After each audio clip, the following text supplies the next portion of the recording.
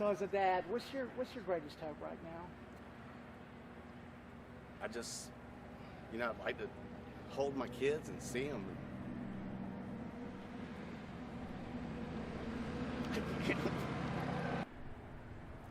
I'm Ashton Moore, and I'm asking the South Carolina legislators to come together and let's fix this family broken court system. So Ashton, tell us your story. Well, it starts 2018, April, when my wife left. It was 45 days before I got to see my children. Within those 45 days, we went to court 3 times. Then I was finally awarded to be able to see my children. We went to court again about 30 more days later. The kids were ordered to come back to Horry County. Then we went to court probably 2 more times. I think it was 2 more times, and once in October and then once in December. And over that course of 7 months or so, I was basically not able to FaceTime my children, not able to go and see my kids. They weren't brought to me. Even though there was a court order in place, we filed different motions every time. Just same outcome. Here we are, 2020. October. I haven't seen my children since August of 2019. And how old are your children? I have 9, 7, 5, and a 2-year-old daughter that I've only seen 1 time since she was born. Now, we hear the term parental alienation.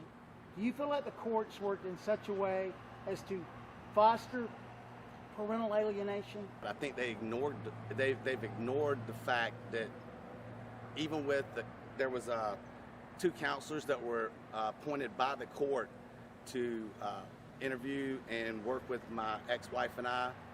One was there to work with the children. We actually have affidavits from them stating that there was parental alienation. However, when we went to court with that documentation, the guardian ad litem at the time, Heather Sarvis, now Moore, stated that she had never heard anything about parental alienation. However, in her very first report to Judge Holmes, it states that the father, myself, my main concern was that she was alienating me from the children. To me, it's just not recognized. Do you think your wife knows how to play the system to continue this process? Absolutely, and the only thing I can think of is that her lawyer would have had to coach her on how to. I mean, who knows how to work the system that well if you've never been in the system? Have you ever hit your wife? No, I have not. Has your wife ever hit you? Yes, she has. She was actually arrested in January of 2011 for CDV. Who represented you in this matter? No one. So when you went to court with her, you didn't have anyone representing you any time period during this hearings, during this situation? Are you speaking on the divorce? Tom Winslow was my original lawyer who was there from April of 2018 until December of 2018. And he's the partner of Stephen Goldfinch, Senator Stephen Goldfinch? Yes, he is. Okay. And that's my problem when we had the documentation from the counselors in front of the judge. He was not able to even present the case with all the documents that support parental alienation. Was he unwilling, do you believe, or unable? I have an email from him where he basically told me that I was not going to be able to afford. The financial hardship may be more on me than I could bear, and maybe I should just go ahead and give up my children and be done with it. I don't think he felt that he was going to get any more money out of me because I couldn't afford to continue going in and out of court every single other month. How much had he charged you up to that point? I think between that and December, we were probably around $70,000. And you probably make just a little more than $70,000 a year, right?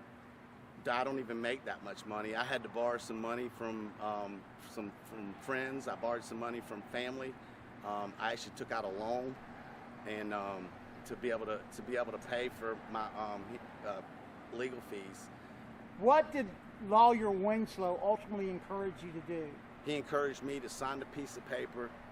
We were at mediation, and after my 4 hours of required mediating, I asked if I could go ahead and leave because what they wanted me to do was give up my rights to the children and let them leave the state. And I refused to do so. When I tried to leave, Judge Kennan, which was the mediator, and Tom both looked at me and told me that I was not going anywhere, that I needed to sit down and sign those papers because whether I liked it or not, those kids were going to Michigan, whether it was today, next month, 6 months from now, they were leaving and there was nothing I could do about it to sign the papers. And your wife currently lives in Michigan. She does. Do you feel like she's exploiting the South Carolina court system from Michigan? She has definitely exploited the South Carolina family court system as well as the judicial system as well. She's used DSS, false DSS reports, false police reports.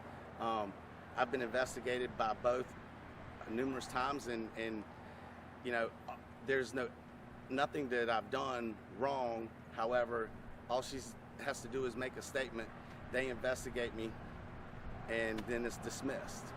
So what that ultimately amounts to is it continues your alienation from your own children. She seems to file these complaints and reports right before I'm supposed to visit my children. Therefore, it goes into the legal system.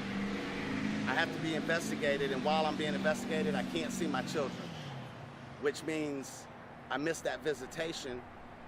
But then the case gets dropped because whatever she claims never happened. Right. So then what ends up happening is I can't go back and make up that time. I just have to wait until my next visitation. And between those times, again, she'll file another DSS report, which causes me in turn to miss the next visitation. With COVID-19 right now, you haven't been able to get a court date, have you? I have not been able to get a court date.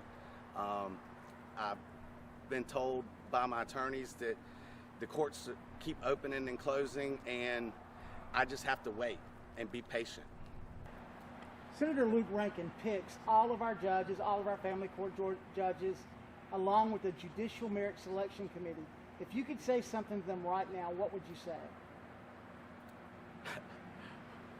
Well, I hear that Tom Winslow's up for a judgeship, and seeing him operate as a lawyer in the courtroom on multiple occasions, I